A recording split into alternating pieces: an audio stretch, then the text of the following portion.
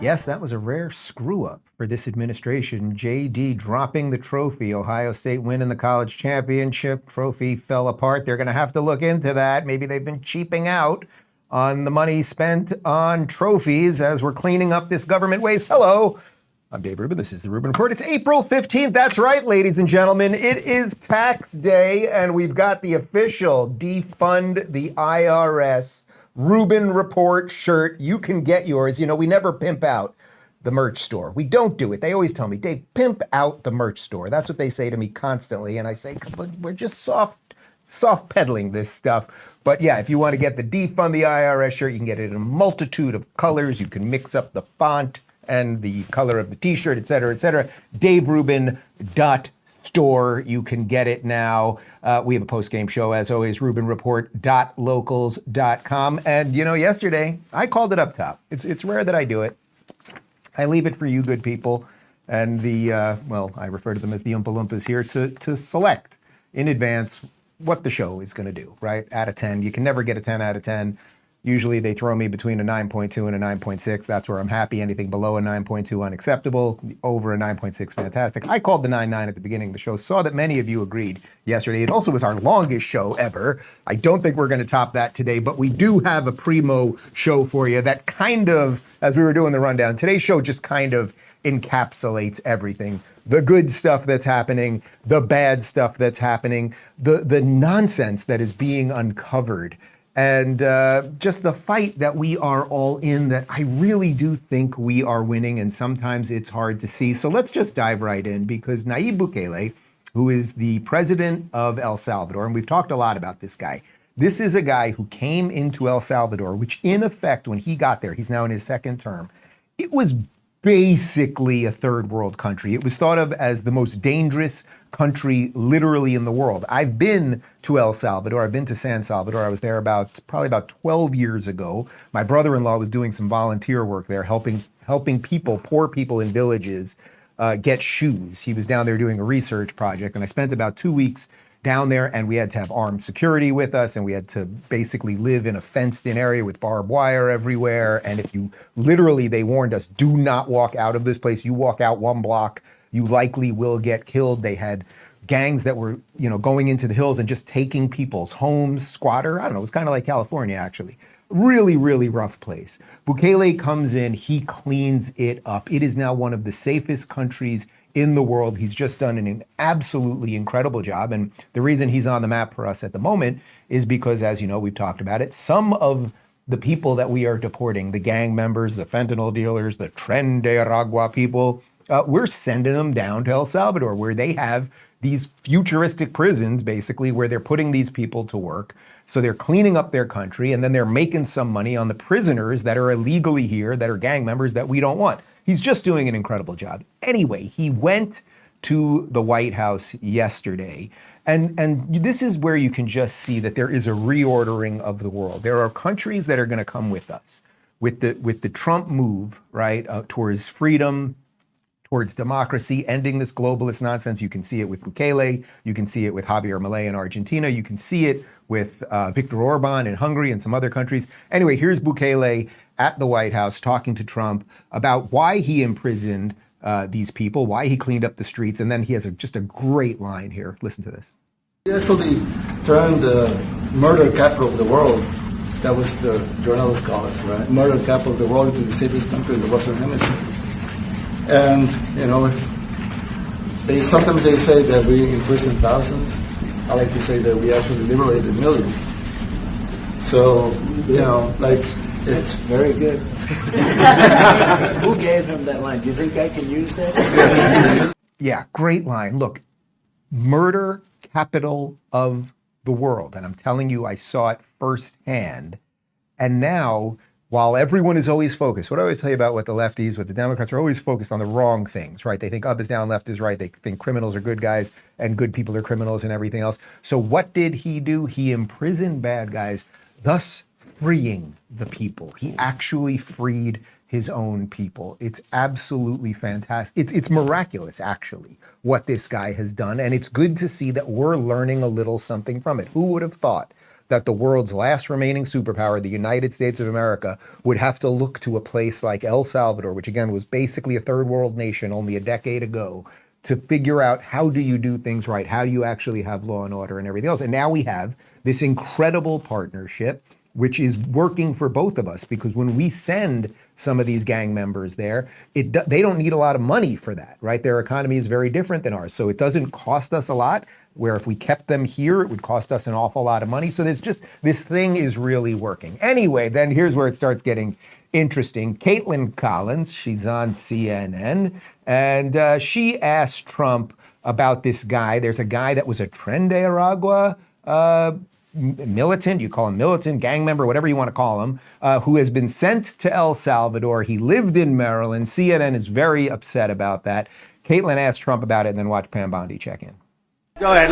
Let's hear the question from this very low-rated anchor at CNN. Low-rated. Which one is that? The man who was mistakenly deported to El Salvador. Well, let me ask Pam. Would you answer that question? Sure, President. First and foremost, he was illegally in our country. He had been illegally in our country. And in 2019, two courts, an immigration court and an appellate immigration court, ruled that he was a member of MS-13 and he was illegally in our country. Right now, it was additional paperwork had needed to be done. That's up to El Salvador if they want to return him. That's not up to us. The Supreme Court ruled, President, that if, as El Salvador wants to return him, this is international matters, foreign affairs, if they wanted to return him, we would facilitate it, meaning provide a plane. All right, quick correction. You know I like making corrections on the fly. I think I said he was from Tren de Aragua. My mistake. He was from MS-13. Great people all around either way. But I want to just throw back to something here. Look at this image for just a second. Now look at the competency that you have in this room right now. So Bukele is just out of frame right there, obviously doing a bang-up job in his country. Then we don't have to talk about Trump at this point. Then JD, who by every measure has done an exceptionally good job so far as vice president. Marco Rubio, who I would say has been absolutely pitch perfect, and it's almost impossible to imagine someone kind of selling America in a better sense as Secretary of State. You have Pam Bondi clearly laying out the law right there. Kirsty Noem is behind them. Think how, and Susie Wiles, who's the White House chief of staff, who's been unbelievably great. Stephen Miller, we're going to show him in just a sec. That's his green tie right there. But do you realize how different that image was? Sorry, throw to it one more time, because that image would be so different just a few months ago. That would have been Biden, Joe Biden, who had dementia, Kamala Harris, who knew something about Venn diagrams, Anthony Blinken, who was just nothing. He was just nothing in a suit. Merrick Garland, again, just kind of a nothing in a suit. And it would have been Mayorkas over there, Mayorkas with the big eyebrows, who let in, 10 to 12 to 15 million people. So it's important to just realize how things have changed in a very, very short period of time. Anyway, it continued because Kaitlan Collins and a couple of the other journalists there kept hitting all that whole crew right there, as per this MS-13 gang member who came into our country illegally, who was somehow living in Maryland. But of course, CNN is very, very concerned about him. So then Stephen Miller, who has just been like, this guy is just so ready for the gig. Here he goes. Yes, gladly. So, as Pam mentioned, there's an illegal alien from El Salvador. So, with respect to you, he's a citizen of El Salvador. So, it's very arrogant even for American media to suggest that we would even tell El Salvador how to handle their own citizens as a starting point. As two immigration courts found that he was a member of MS-13, which meant that under our law, he's not even allowed to be present in the United States and had to be returned because of the foreign terrorist designation. This issue was then, by a district court judge, completely inverted, and a district court judge tried to tell the administration that they had to kidnap a citizen of El Salvador and fly him back here. That issue was raised to the Supreme Court, and the Supreme Court said the district court order was unlawful and its main components were reversed 9-0 unanimously, stating clearly that neither Secretary of State nor the President could be compelled by anybody to forcibly retrieve a citizen of El Salvador from El Salvador who again is a member of MS-13, which, as I'm sure you understand, rapes little girls, murders women, murders children, is engaged in the most barbaric activities in the world, and I can promise you, if he was your neighbor, you would move right away.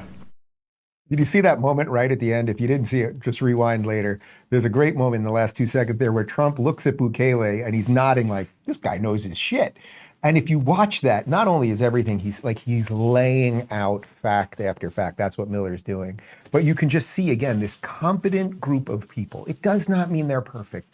It does not mean they're going to never make mistakes or there'll never be leaks or any of those things. But the level of competency right there, think how different that is than, say, when Biden or Kamala was talking. Every time we'd see them talking and there'd be people around them. Remember Biden on the plane and Blinken pokes his head out because he's like, oh shit, what's he about to say? Or every time Kamala was saying anything and people were like, man, is she going to land the plane here? What is this woman talking about? So there is a level of competency.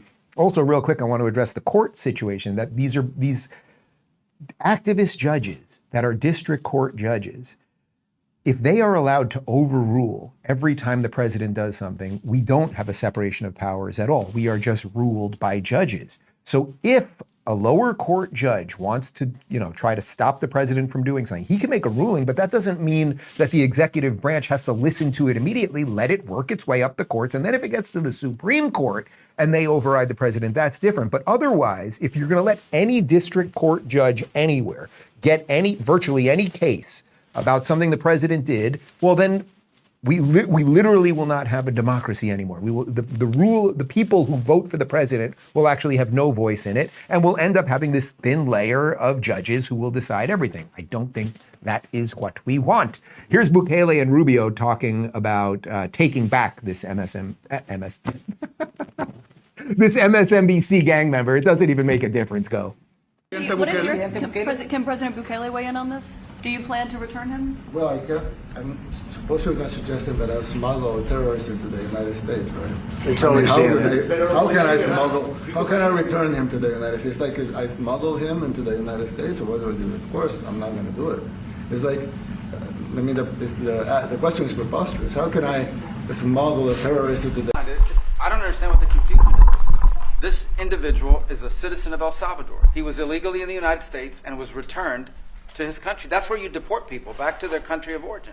Except for Venezuela, that wasn't refusing to take people back, or places like that. I can tell you this, Mr. President. No, the foreign policy of the United States is conducted by the President of the United States, not by a court. And no court in the United States has a right to conduct the foreign policy of the United States. It's that simple. You should really be proud to be an American listening to these people. First off, El Salvador, you should be proud to be an El Salvadorian if you're listening to your president right there. But of course, Rubio is right. First off, you can't let the courts do this. I just illustrated that. But secondly, even if this guy was not an MSNBC 13 gang member, we're using that for now on, that's how I'm saying it. Even if he was not one of those, he still was here illegally. So we took someone who was here illegally from their country. In this case, I'll speak soft, I'll speak slowly, like I'm doing this for an MSNBC viewer. We took someone who did something illegal. That's a bad thing. And then we sent them back to the place where they're from. That's a good thing. And that's what we did, okay? Wait, did we show the clip where Trump said the hate on CNN? No, we're going to show. Oh, okay. So now watch this. Just watch Trump and then just take a look. Like CNN over here doesn't want to put them out because they don't like putting out good numbers. They only like putting out because I think they hate our country, actually. Before I get to you, I just want to say, for the record, since we heard President Trump say in the Oval Office that CNN hates our country, CNN does not hate our country. That should go without saying. I've been here for 32 years, and I see a rhetorical device in him trying to say such a... Okay, so Trump says that CNN hates the country. Dana Bash, there's something about that woman that seems so fraudulent and fake. Don't forget, she once had Tom Cotton from Arkansas, Senator from Arkansas, on her show, and she literally said to him, and why have you been on Dave Rubin's show? Like, I do not like that lady. But it's not for me to say whether CNN hates the country or not. Why don't we leave it to CNN?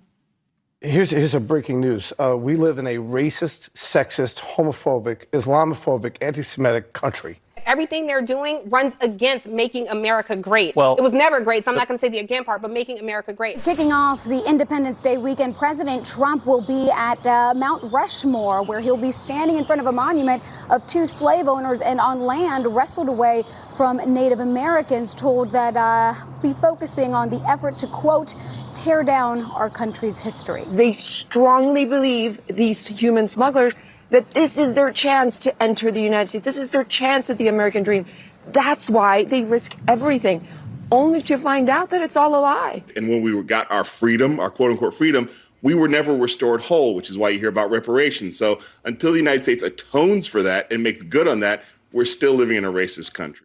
Oh, yeah. They seem like they love America over on CNN. Like, what an absolute joke. You guys did all of this, all of the cultural rot, all of the lying about America's history, all of the lying about how we're all racists and everything else. You guys did this. You guys actually unearthed Trump. Had you not been doing that forever, telling us that we're all evil and that we live in an evil place, and ironically also saying everyone should come to this horrible place. Usually people flee evil places, but in this case, it's horrible. Come, join us. The soup is terrible. Taste it. Like, you guys did this. You then caused Donald Trump to appear. So congratulations, you got exactly what you deserve. It is tax day, which means this is probably my last ad for Tax Network USA for a while. Enjoy. Tax season is officially here. The IRS is turning up the heat. With the April 15th deadline fast approaching, now's the time to act. If you've fallen behind on filing or owe back taxes, delay will only make it worse. Every day you wait increases your risk and the consequences. Don't make the mistake of facing the IRS alone. Tax Network USA is here to help you take control. Whether your tax issue is $10,000 or $10 million, their team of skilled attorneys and seasoned negotiators has resolved over $1 billion in tax debt using proven strategies. Your consultation is absolutely free. Don't wait for another letter or surprise levy. Put a stop to the growing interest, penalties, and threats and take back control of your finances. Call 1-800-958-1000 or visit tnusa.com/Dave. Tax season is here. Don't wait for April 15th to make a move. Beat the IRS to it. Nice to live in Florida on tax day, isn't it? Think about it. Just years ago, guys, we all lived in Cali and we were paying Gavin Newsom to basically try to kill us. And now we pay no income tax. Pretty sweet. Pretty sweet. Let's stick with CNN for a minute because, again, it's up to you to decide whether they hate the country or not. But there is this man, Scott Jennings. And as you know, they put him on this program with 5 people who I think you could largely argue hate the country or are very confused about what the issues are or really are just a rotating cast of nobodies who just go up against the guy and he smacks them down. Here's one of those such incidents. And do we have the... Yeah, we've got it. Go.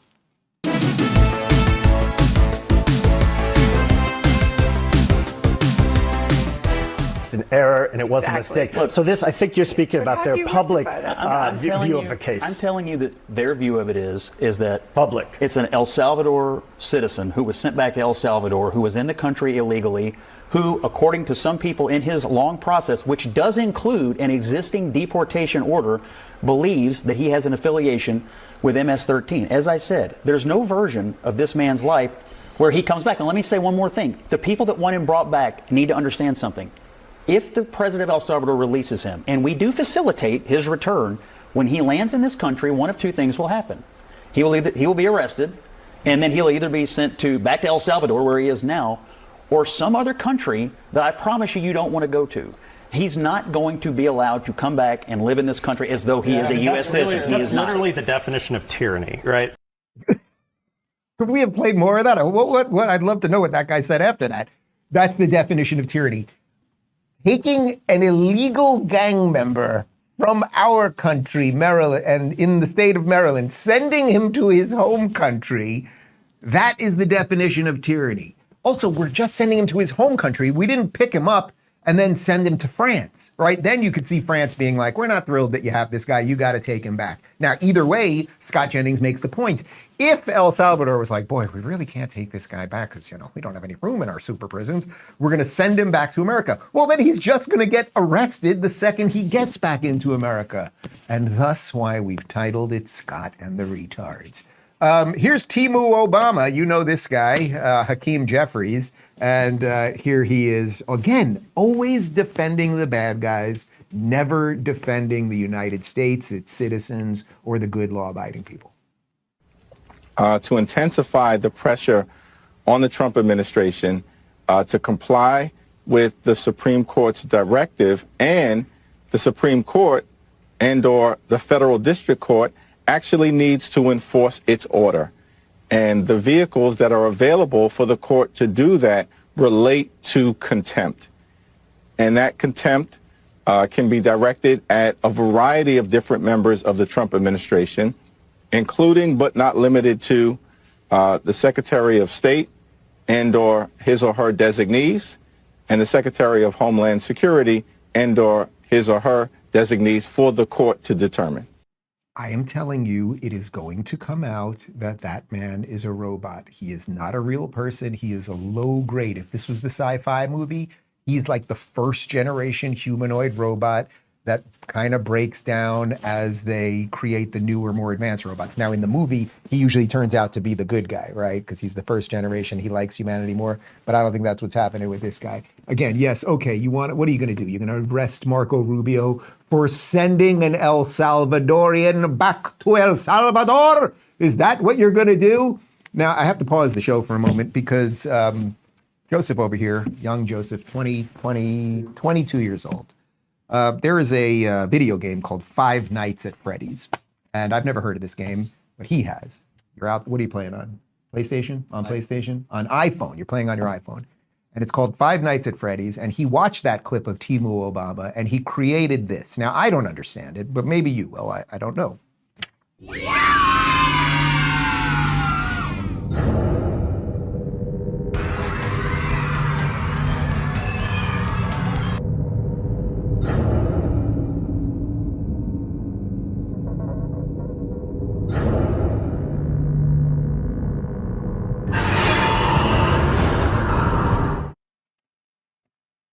Just getting old? Like I'm just getting... Do you get it? You sort of get it. Do you get it? You don't get it. You're telling me because he looks like that robotic bear or because he's a robot or something like... Anyway, this is a real dividing line right now on the viewership of the Rubin Report. Anyone over 40, you have no fucking idea what that was about. Anyone, this is... All right. Anyway, let's let it go. Well, if that didn't make any sense to you, here's Nancy Pelosi. Dan. Now, you should have said undocumented, but it's not a big thing, okay? What's the big thing about it? No, I actually wasn't even going to ask about that. I was just going to ask more about the moment. But you do think that he should have said undocumented? That wasn't going to be my question. Well, we usually say undocumented. He said... So the reason I'm showing you that clip is because this is what they've done with everybody. They've tried to confuse you about words, right? They're undocumented, not illegal, right? They do this all the time. As you know, that Biden was referring to Laken Riley's killer. Remember at one point Biden said that Laken Riley's killer was illegal, and then in an interview a few days later, because he got pushback from his wacky leftist wing, he then was like, well, I shouldn't have used that word. He mumbled it out, of course. I shouldn't have used that word. I should have said undocumented. And this is what they do with everything. Again, they are always concerned about the bad guys. They are never concerned about you, the American citizen. Now, this one is wild. So you know that AOC is out there with Bernie Sanders, and Bernie Sanders gets on stage from, I hate Americans, blah, blah, blah, blah. He does that. And then AOC gets up there and she has a new accent every day. So here she has some sort of auctioneer accent. It's a little Swedish at one point too. Watch it. It's something. And, you know, there's some stuff about racists and whatever. Go. Donald Trump is a criminal who was found guilty of 34 felony counts of fraud. Liable for sexual abuse.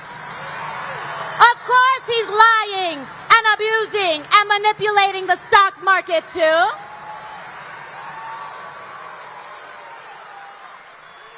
When he talks about rapists and criminals, he should look in the mirror.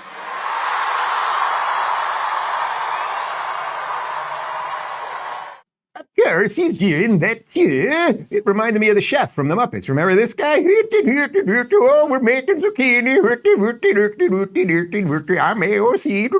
What is that accent? Of course, Donald Trump's a racist and a criminal. Man, she is just LARPing, live action role playing, guys. She's making up bullshit to radicalize a base that will gladly burn down the cities and everything else. We'll have more on Democrat and far left violence in just a second. But here's an ad from Crowd Health. You ever try dealing with health insurance lately? It's like they've designed it to be as confusing and frustrating as possible. Premiums keep going up, coverage keeps going down, and just when you think something's covered, boom, claim denied. That's why I want to tell you about something that's different, Crowd Health. It's not health insurance. It's a whole new way to take care of your healthcare costs through crowdfunding. Here's how it works. For just $175 a month for an individual or $575 for a family of 4 or more, you're part of a community that steps up when someone needs help with a medical bill. You also get access to telemedicine visits, discounted prescriptions, and none of the hassle of doctor networks getting in your way. Get started today for just $99 per month for your first 3 months by using code DAVE at joincrowdhealth.com. That's joincrowdhealth.com, code DAVE. Take care of your health insurance today. All right, so let's talk about some other Democrats. You guys know Gretchen Whitmer. She is the governor of Michigan. She, during COVID, was one of the most draconian, authoritarian governors in the entire country. I'd say, Newsom obviously was the worst. You could probably maybe you could put Cuomo at 2 for his portion of it. But you probably could make the argument that it was Whitmer right there. Whitmer, of course, who literally stopped people from making outdoor gardens and stopped seeds being sold in stores in Michigan. I literally, even in Cali, I went to Home Depot, I kid you not, some of you may remember this, and I bought a whole bunch of seeds and I mailed them to people in Michigan. That's how out of control this woman is. Of course, the same woman who also, during all the restaurant lockdowns, she got on a boat with a bunch of her friends for her husband's birthday, and she clearly was getting her Botox and Restylane and everything else because the woman can't go a day without it during all that. Anyway, she showed up to the White House because she needs some cash. We've got some info from Fox News. The Democrat governor who clashed with Trump during his first term regarding her COVID-19 lockdown policies met with the president to discuss recovery from an ice storm that impacted thousands of Michiganders, funding for Selfridge Air National Guard base near Detroit, protections for the Great Lakes, and automobile industry. Whitmer, joined by Michigan State House Speaker Matt Hall and several cabinet secretaries, stood steps away from Trump while he signed executive orders on Wednesday. So yes, she did not want to stand right next to Donald Trump as he was signing the executive orders to help her state. Here's Trump welcoming Gretchen to the Oval Office. We're honored to have Gretchen Whitmer from Michigan, great state of Michigan, and she's really done an excellent job and a very good person. And we're working on the Selfridge, as you know, the air base. We're trying to get the air base open, keep it open. I think, Gretchen, if you're there, and Matt Hall, the Speaker of the House of Michigan, and he's been fantastic as the Speaker. I appreciate it. We won the state, Matt, and you helped me a lot. I did, and you made me Speaker, so thank you, Mr. President. Oh, I did. That's good too. And Gretchen, I think everybody knows. So we're working on that very hard, and I think we'll come home with a winner for Michigan. Okay. I just spoke with the Secretary of Defense. Sometimes we call him the Secretary of War. It used to be called the Secretary of War. They changed it when we became a little bit politically correct. But I think we're in great shape. We're going to be in great shape. So thank you very much for being here. Thank you very much, Matt. Congratulations. Great job. Did you catch how great that was? So Matt Hall, who's the Republican speaker in Michigan Congress, Michigan State, he's basically, Trump's like, yeah, you did a great job. We won the state. And everyone knows Gretchen Whitmer, too. She would not even get near Trump. Then the New York Times tried to take a picture of her in the Oval Office. Look at this. Look at this. This is right. I mean, this is literally out of like Naked Gun. Look at this. Completely ridiculous. Who is that rock star right over there? That woman will kick the shit out of you and everyone you know. But Whitmer did not want her face to be seen. But they did manage to get a picture of Whitmer. Here she is.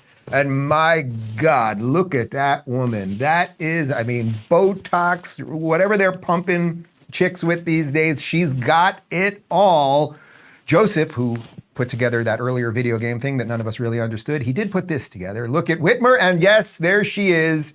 Is that Gretchen Whitmer or Sleeping Beauty's Maleficent? I told you, I want only references from 1989 to 1992. That's it. Guys, let's talk about ground news for a minute. And then, they tried to murder the governor of Pennsylvania.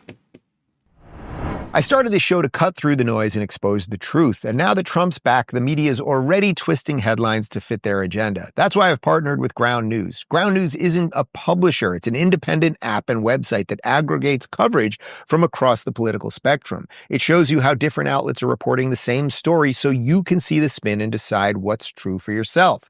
Their best feature, the Blind Spot feed, which is a curated list of stories that one side of the political spectrum is ignoring completely. It's a powerful way to spot bias and stay informed. Right now, you can use the same plan that I have for 40% off. Just go to ground.news/Rubin or scan the QR code on the screen to get their unlimited access Vantage plan. That's ground.news/Rubin for 40% off. Supporting them also supports independent voices like mine. All right, so as you know, we just finished the 2 nights of Passover. This is the story, the ancient story of the exodus of the Hebrews, the Jews, from Egypt. And you're not going to believe where they walked to from Egypt. 40 years, and where did they? Yeah, it was Israel. So when Ilhan Omar and Rashida Tlaib and everybody are wishing everybody a happy Passover, it's the place that you don't want the Jews to live in now. Well, anyway, on night 1 of Passover, when virtually every Jew on earth is celebrating the having the Seder and retelling the story that has been told for thousands and thousands of years, Governor of Pennsylvania, Josh Shapiro, his house was basically burned down that night. He hosted a Passover Seder there, and then was the victim of basically a firebombing. Listen to this from Colin Rugg. New Cody Balmer, this is the guy who did it, has been charged with attempted murder after setting Pennsylvania Governor Josh Shapiro's house on fire as he and his family slept. Balmer allegedly admitted to state troopers that he intended to beat the governor with his hammer. Newly revealed social media posts give a deeper insight into why Balmer may have carried out the attack. Balmer shared a variety of posts online, as reported by the New York Post, including left-wing, anti-capitalist posts on Facebook. He attacked both President Trump and President Biden on his social media accounts and supported Kanye West for president. He also voiced his support of mask mandates during the pandemic and lashed out against toxic femininity. Every time I stop to get gas, I personally feel that we should have taken our chances with Kanye, he said in one post. Balmer's home was also subject to foreclosure and was set to be sold unless there were any delays by the sheriff's office. Okay, so it sounds like his politics were a little all over the place. There was a lot of far lefty stuff, but he kind of liked Kanye. Who knows exactly? We've got a tweet here. Listen to the way ABC covered this. This is just wild. So you get, clearly this young man, or whatever you want to call him, was somewhere lefty but confused, right? Listen to what they wrote about him. A mechanic who had previously expressed disdain for Democrats was arrested in connection with a fire early Sunday at Pennsylvania Governor Josh Shapiro's residence, his sources told ABC News. He expressed disdain for Democrats, the implication there being that he probably was a Republican. And there's no evidence he was a Republican whatsoever. There was evidence he didn't like Trump. There was evidence he liked Kanye. That doesn't make you a Republican. But most of the stuff that this guy was posting was far left progressive nonsense. So that's just, you guys, we can always see through all of this stuff. Anyway, Josh Shapiro, who, although I am obviously not a Democrat, and the Democrats have lost their mind, Josh Shapiro, I would put in that tiny, tiny sliver of people who still consider themselves Democrats who are not completely insane. He's not great politically. He's not. He placates to the wokesters. Pennsylvania, and particularly Philadelphia, there's a huge crime problem there, et cetera, homelessness, drugs, all that stuff. So he's not great, but he is not an absolute progressive lunatic. Also, as I referenced with Passover, he happens to be Jewish, which is basically why Kamala didn't choose him to be VP and took Tim Walz, who nobody likes, even though there's a couple of, honey, you want to go to a Tim Walz show? But they could have chose this guy, but they didn't because he's Jewish, because they have a huge anti-Jew problem on the left, obviously. Anyway, here's Josh Shapiro after this happened. We don't know the person's specific motive yet, but we do know a few truths. First, This type of violence is not okay.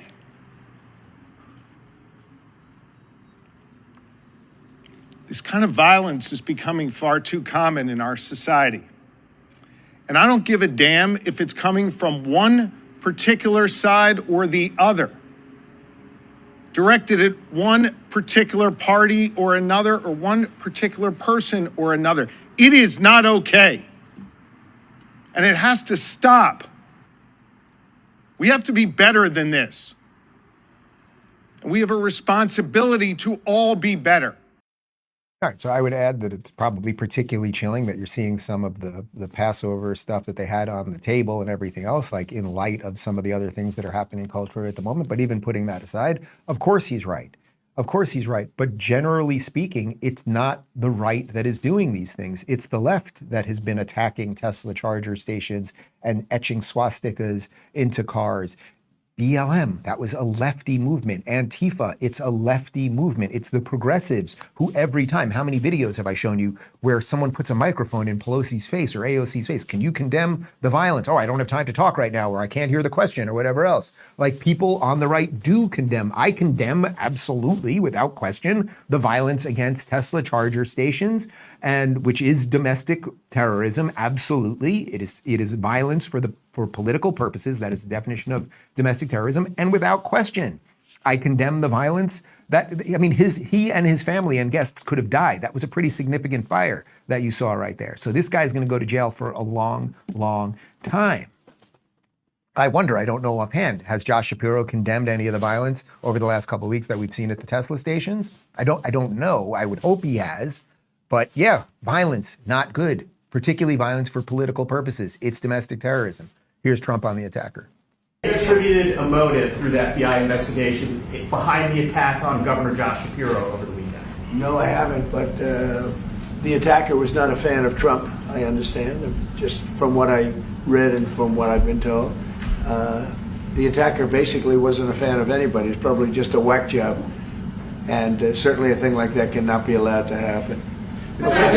Yeah, I mean, Trump's right. The guy probably was just a whack job. You know, one of the things that happens is when these things happen, people read their manifestos or they look into their social media posts or whatever, and they think you can like fully glean exactly what their ideology was or how they got there. Now, I just referenced, he had a couple lefty points up. He seemed to have hated Trump and hated Biden. He kind of liked Kamala. He kind of liked Kanye. It's hard to understand what that is, but even just going into their previous posts or even the manifestos, like, that doesn't mean that you're getting the honest assessment of what they really thought. These people know that if you're going to do something horrible and get caught, or if you're going to shoot up a school and know that you're not going to walk out of that school, you could write a manifesto that would be completely confusing to what the actual truth was. So people have to think about these things. I think Trump's like innate understanding of how people, like, this guy was a whack job. Yeah, we probably don't have to know much more about that. But as we get more and more political violence, one of the things that the media will always try to do, they will always try to do it. We just read you that ABC headline. They will always obfuscate it if it seems to come from the left, and they will always elevate it if it seems to come from the right. CNN, in the midst of what's happened to Josh Shapiro here, they're pushing out a new documentary about the radical right by a guy. Here's their correspondent, Donnie O'Sullivan, talking about that. I always get to hang out with some of the nicest people, as you know, Jess. This special is coming on the 30-year anniversary this month of the Oklahoma City bombing, of course, which was by Timothy McVeigh, who bombed the federal building in Oklahoma back in 1995. And really what we're looking at is how over the past 30 years, through how the revolution in technology and social media, and also how we consume and share information, how really much more easier it is to be radicalized in America today than it was 30 years ago. I guess what we're looking at here is obviously, you know, when it comes to extremism in this country, I mean, the issue very much so is on the right, on the far right, from Charlottesville to January 6th. There isn't exactly an equivalent on the left in this moment. Oh, there isn't an equivalent on the left? The extremism is coming from the far right, January 6th? Did you see a couple years ago when Antifa and BLM occupied and tried to burn down the federal courthouse in Portland? Or Connor over here used to live in Seattle, and he lived about a block outside of a place called CHOP. And that's when a group of radical leftist lunatics literally created their own city within a city. There was at least one murder there. And if I remember correctly, your Chipotle was inside of CHOP, and you had to stop going there. That would be lefty violence. It's strange you're not doing a documentary on that, but you're really focused on Charlottesville and January 6th. Or, I don't know, Donnie O'Sullivan, maybe you want to look at, say, what happened last week when they were burning down Tesla charger stations. Would that be interesting to you? Oh, right, I forgot you're doing this on CNN, and they really love America. Thanks for playing. If you want to see just more of just the general state of not only that we're sort of getting more okay. Oh, it's like, oh, the Pennsylvania governor's house burned down. Maybe his family could have been killed. Okay, let's move on. Or, you know, the day, I think it was on New Year's Day, if I'm not mistaken, that in New Orleans, there was an Islamist terror attack that killed 12 or 14 people. And we just kind of move on and we don't talk about these things. Well, the other insane story from the last 2 weeks is that there was this incredible young man who was a huge football star, twin brother. His name is Austin Metcalf, and in Frisco, Texas, you already know the story.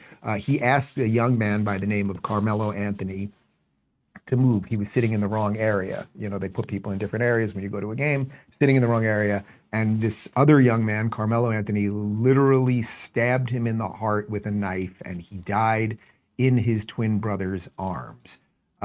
Well, now Karmelo Anthony, the perpetrator of this, who killed a young man who just asked to, even if he had no right to ask him, even if he had no right to tap him on the shoulder, whatever, you cannot just murder someone in cold blood just like that.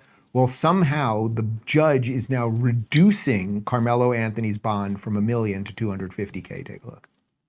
Handcuffed, wearing a yellow inmate jumpsuit, he spoke only to identify himself to the judge and stared straight forward while his father, Andrew Anthony, testified about how his son is the oldest of 4 siblings, a straight-A student, active in his church, and worked 2 jobs while serving as captain of the football and track team. To this point, he's not had any criminal history, all factors his defense brought up when asking the judge to lower the bond. The amount they were asking for was $150,000. The prosecution, though, argued the bond should have stayed at $1 million, even asking Andrew Anthony about the online fundraiser that's raised $412,000 for his son's defense. Ultimately, though, the judge said the purpose of bond is not a punishment, but to ensure the defendant returns for his court dates and to protect the community.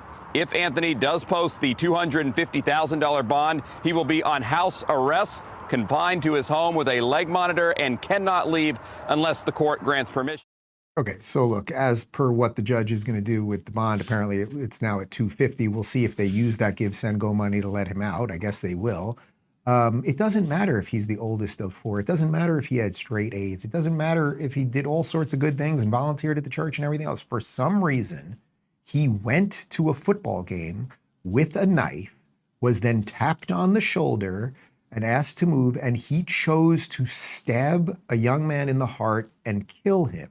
And somehow this kid, kind of like what happened with Luigi Mangione, who shot CEO of United Healthcare in Midtown Manhattan at about 9 p.m. and murdered him in cold blood, somehow he's kind of becoming a hero to the left. First, let's just show you some video of Karmelo Anthony walking out of court.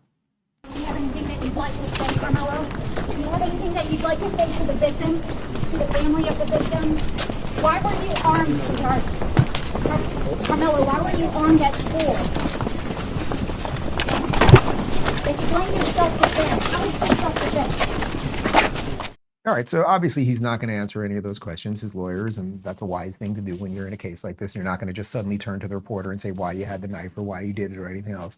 But the real issue here is that this is the type of case that is so clean-cut, so obvious.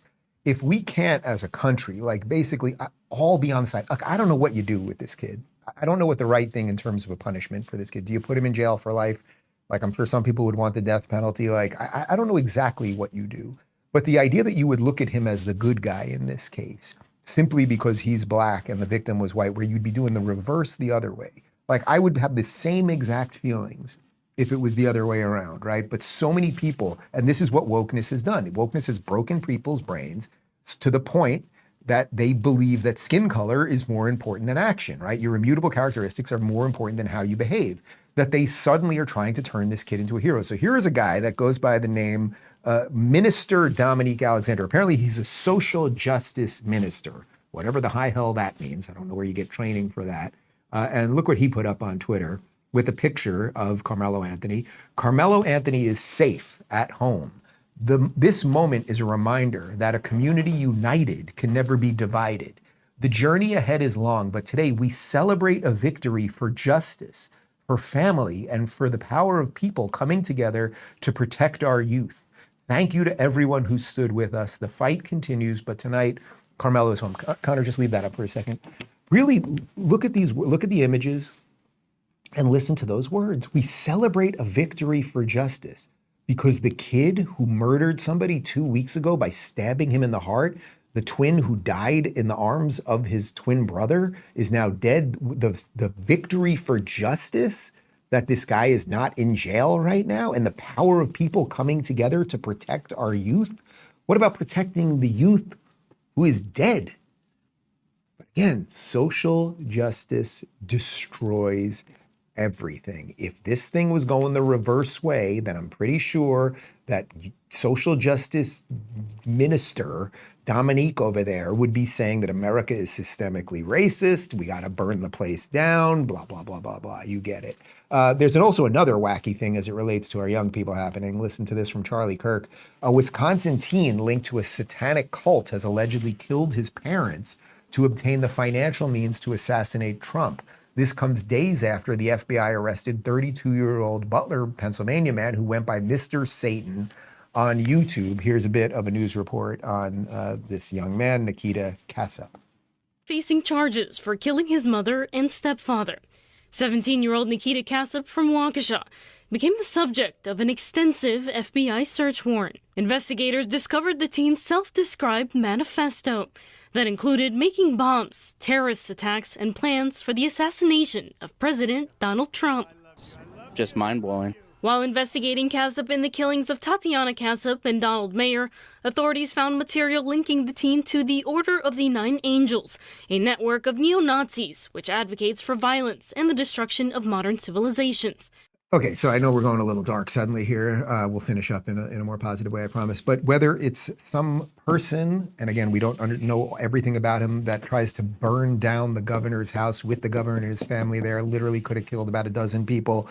Whether it's this Karmelo Anthony kid who's now being praised when he murdered somebody in cold blood, or this other kid who apparently is in some strange satanic cult trying to kill Donald Trump. Like, we do have some sort of problem on our hands. We really do. We have a mental health crisis that's being exacerbated by social media.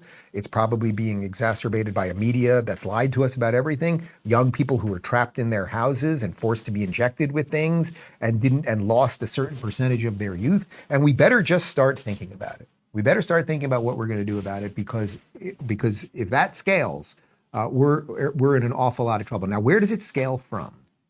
I think the answer is fairly obvious. It scales mostly from our places of higher education that have largely become indoctrination centers instead of places to teach young people how to think. They teach them what to think, and this has been a huge problem. Harvard is at the center of that. Check this out from Florida Voice News. Trump administration freezes $2.2 billion in funding to Harvard after they refused to crack down on unruly protests and work to disband DEI department. That's from the AP. So you've seen all of the protests at Harvard and not let it, it hasn't been quite as absolutely insane as Columbia, but they stop kids from going to school. They take over buildings. They threaten people, just a series of things on top of the fact that really what this is barely about this decision by Trump. This is barely about the protests. It's mostly about the fact that Trump went in and immediately signed an executive action saying DEI is out. You will not get federal funds at a state or at a college or anywhere else if you're into DEI. Harvard has been ground zero for DEI. 30, 40 years ago, they used to discriminate against Jews. Then they moved on from Jews. Then we know they've been discriminating against Asians. So then what you do is you get lesser qualified people. In this case, they happen to be black. They get into Harvard. You punish well-qualified Asian kids. They go elsewhere and probably become a little racist because they worked hard, didn't do anything wrong, and now they're kind of a little racist against the kid who got in with nothing. And then the kid who got in with nothing isn't prepared even to be at that school in the first place. Well, as this is happening, as Harvard, which has like a $50 billion endowment, as it's getting smacked down by the administration, this is from the New York Post, Harvard president Alan Garber on the decision to reject the Trump administration's demands. No government, regardless of which party is in power, should dictate what private universities can teach, whom they can admit and hire, and in which areas of study and inquiry they can pursue. That's so interesting. So Harvard is full on admitting that they discriminate. They are allowed to discriminate on people's skin color, religion, sexuality, gender, that's what they've been doing, and they really want to continue to do it. Also, I'm for colleges teaching whatever the high hell they want to teach, and you got to decide if you want to go there or if you want to send your kids there. But that doesn't mean the government has to help subsidize it when you're teaching them that, discrimination, reverse discrimination, whatever the high hell you want to call it, DEI, all of these things, America's evil. Doesn't mean the government has to fund it. Now, Barack Obama, who has been probably the main mover of all of this, he tweeted this in support of Harvard. Just absolutely wild. Harvard has set an example for other higher education institutions, rejecting an unlawful and ham-handed attempt to stifle academic freedom while taking concrete steps to make sure all students at Harvard can benefit from an environment of intellectual inquiry, rigorous debate, and mutual respect. Let's hope other institutions follow suit. So let's be very, very clear. That's something that Obama says. Let's be very clear about this. Barack Obama is a racist. Not a reverse racist or anything else. Barack Obama is 100% fine with places discriminating based on the color of their skin. So if you are white or you are Asian or you are Jewish, Barack Obama wants the system to discriminate against you because that's exactly what Harvard was doing, and he is all for it. Connor, do we have a video that might illustrate that when you go down this road of DEI, of wokeness, and everything else, that you will not bring in the best of the best? Because choosing people based on whether they like their genitals or not is not necessarily the best way to bring in the best academic students. We have such a video. Can you play it whenever you're ready?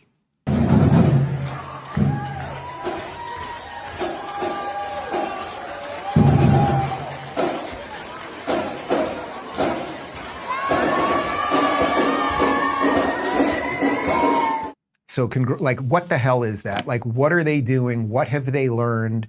They're raising a flag for a place that would gladly behead half of them, that would never let them have their genderqueer parties and the rest of the nonsense. And congratulations, parents who sent your kids to Harvard. You spent a minimum of 60 grand a year just on admission. So figure you're throwing 80 grand a year at that place, and they came out stupider than when you sent them in. So bravo all around. Aaron Sverium, who's an actual journalist from the Free Beacon, he's been on the show once or twice. He wrote this, I thought it was quite good.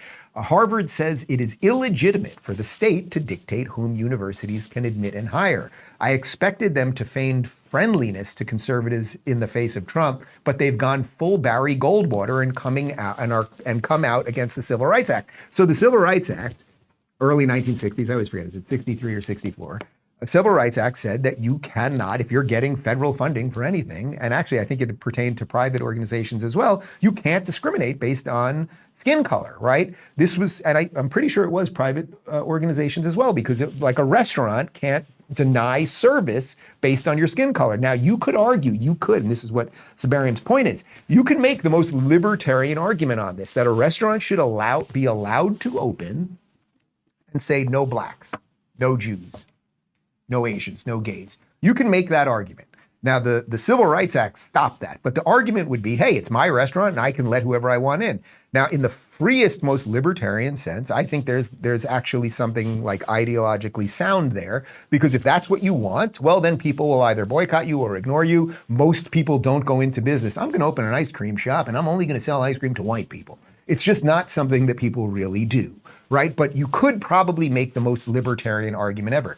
But is that the argument that Barack Obama is making? Is Barack Obama making the maximalist libertarian argument that let anyone do whatever, and if discrimination is part of it, then so be it? Of course, that's not what he's doing, right? These are the very same people who, when that baker did not want to bake a custom cake for the gay couple, they were all freaking out. The couple could have walked into the bakery and bought any cake that was on the shelf. They were trying to force him to make a custom cake for them. And we were told he was somehow racist and a homophobe and all of those other things. But now somehow that is all good. These people are ridiculous. This is a bit of a jump, but they sent a couple women into space for a few minutes the other day, or yesterday actually. They sent Katy Perry, they sent Gayle King, Lauren Sanchez, Amanda Nguyen, Aisha Bowe, and Kieran Flynn into space. So chicks in space. Here's a video. Got it? 1, 2, 3, taking up space! Tamir's in space! And you will see a puff of smoke when it touches down, a puff of dust. Actually, yes. That's normal. A puff of dust, last milliseconds, air cushion that will kick up the dust. It's a very soft landing despite the sporty perception. There it is.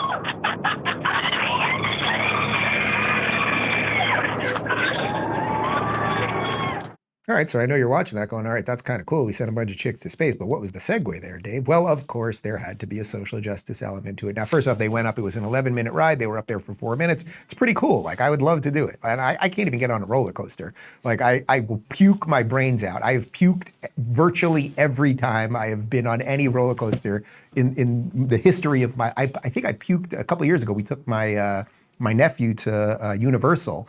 I puked after the Back to the Future ride. Like, pathetic.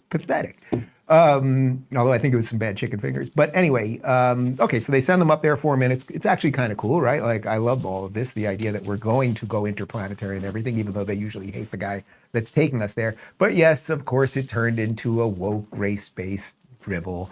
Here's Dr. Mae Jemison. She was the first ever woman of color in space, which is like, you think that aliens are like, you know, should we go talk? It's a black chick, forget it. Like, anyway, here she is on CBS Morning, and watch, it's not just about color of skin, it's also about gender, of course, watch. The Earth will be here.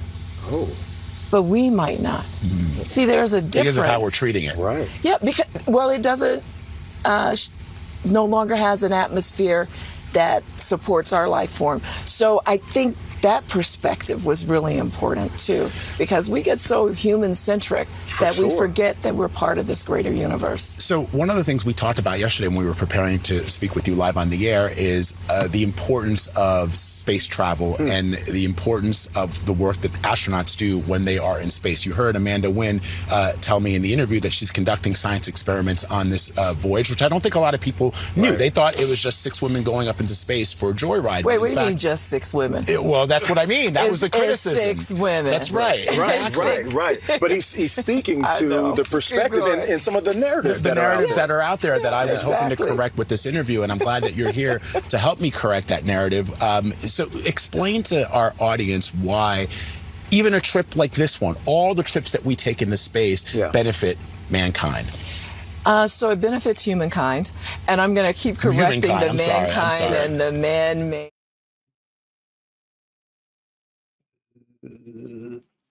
We should have some kind of like where I just like glitch out. Yes, okay, lady. It's humankind, not mankind. That's what he meant. That's really what he meant. Men should be in space alone. Like, it's just so ridiculous. So, okay, congratulations. A bunch of chicks went into space. That's great. I don't think any, as far as I know, none of them like knew exactly what they were doing. Other people, I don't think Katy Perry is like, doot, doot, doot, doot, doot, let's go to space. Like they just they put some makeup on them. That's what they throw the picture again. Like what do you think they spent more time doing? Do you think it was their hair and makeup? Do we have the picture?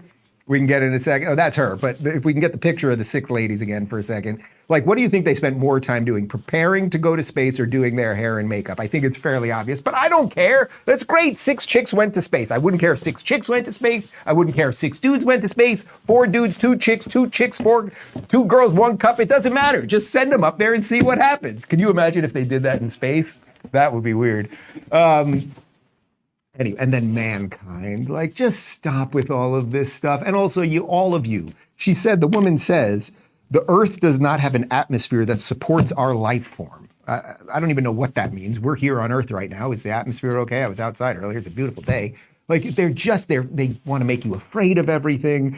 Then they want to throw social justice into space. Listen, this is directly for Elon. Elon, build the rockets and just don't bring any of them. Let's just start another society. Just get us to another planet. Get the 3D printer there so then we can start printing other rockets and we'll keep going. Let them have the Earth that doesn't support life, apparently. Let them have mankind, womankind, genderless weirdos, et cetera, et cetera. Anyway, to bring this all home, the point is that logic and reason and tolerance, in the best sense of tolerance, are kind of all on our side right now. And there are crazy people that are burning down governors' mansions and they're trying to kill Trump and that are stabbing young men in the heart and that are obsessed with the genitals of who goes to space. Like, you guys can have all of that and we're just gonna have everybody else. And the numbers are bearing this out. Here's this guy, Harry Enton, who's always standing in front of the big screen at CNN explaining that nobody likes the Democrats anymore.